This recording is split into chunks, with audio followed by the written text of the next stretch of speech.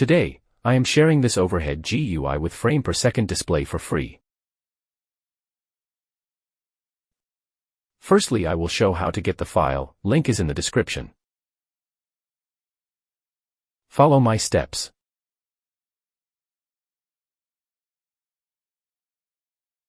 I already have the extension downloaded.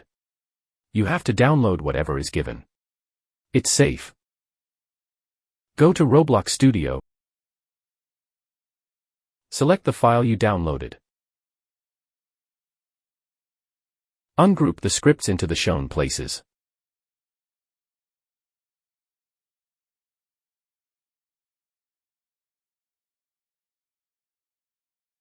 And boom, you're done.